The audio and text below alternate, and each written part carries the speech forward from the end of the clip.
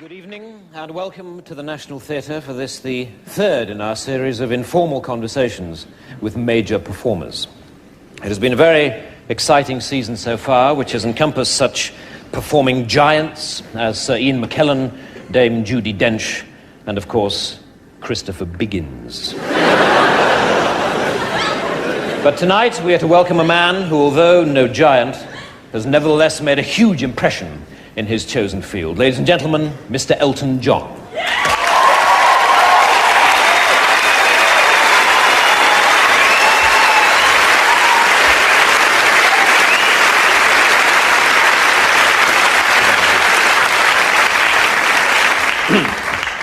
Elton, do you mind if I call you Elton? No, it's fine. Good. Well, Elton. I'm sure the first question that everybody would like to ask you is this. Funny name, Elton. How did you come by it? Well, I used to be in a band, and I wanted to become a singer in my own right, and I wanted to choose a name, and the saxophone player in the band was called Elton, so I chose that name. Did you ever consider John Elton?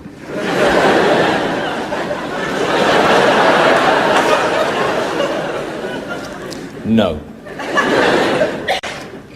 You didn't? No. Okay. Right, well, let's start with those early albums, then. One of which I believe was called simply Elton John. Yes, that's correct. And you didn't feel awkward with the name at all? No. You didn't feel that people might say, wait a minute, they mean John Elton. They've cocked up the record sleeve and printed the bloody name the wrong way around. No, I thought it sounded great, and, you know, I thought people would be more interested in the music rather than the name.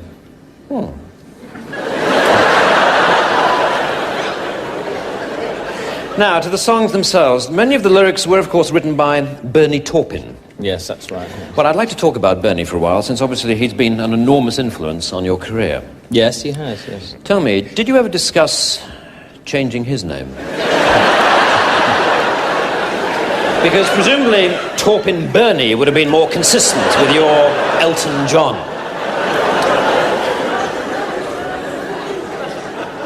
Look, do you want to talk about the old songs or not? All right, the songs. The old songs. Your song is a classic, isn't it? Yeah, it's quite popular, yes. Well, there is a verse in that song in which, talking about the eyes of the person that the song is about, you sing, "Excuse me for asking, these things I do. You see, I've forgotten if they're green or they're blue."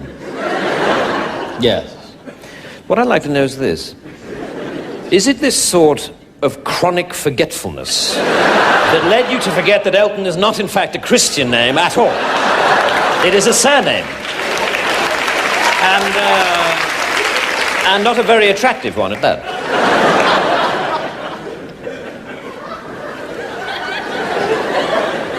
Let's talk about something else, shall we?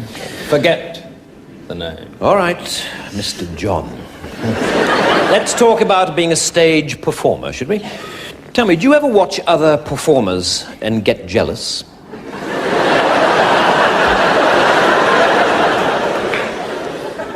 I'm not sure I follow you there. I mean, jealous of what? Well, for instance, Ben Elton.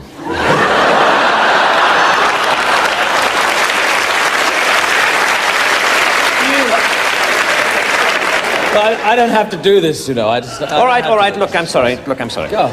All right. Fair enough, moving on then. Many consider your masterpiece, of course, to be the album Goodbye Yellow Brick Road. And there is one song that people are particularly moved by called Candle in the Wind. Yes, a lot of people seem to like that song. Now, this song is in fact dedicated to Norma Jean Baker, who of course changed her name to Monroe Marilyn. Marilyn Monroe. My point exactly.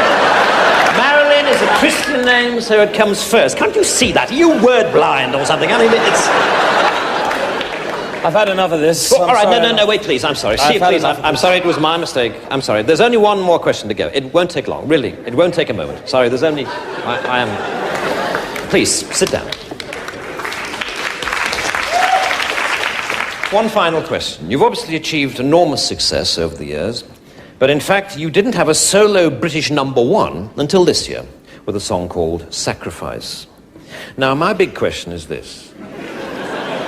Surely, you wouldn't have had to wait so long for a #1 if it hadn't been for your stupid, pointless, bloody name!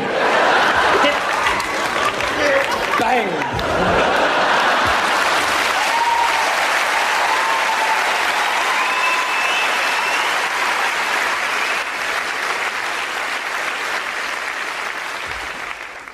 What a head, Dick.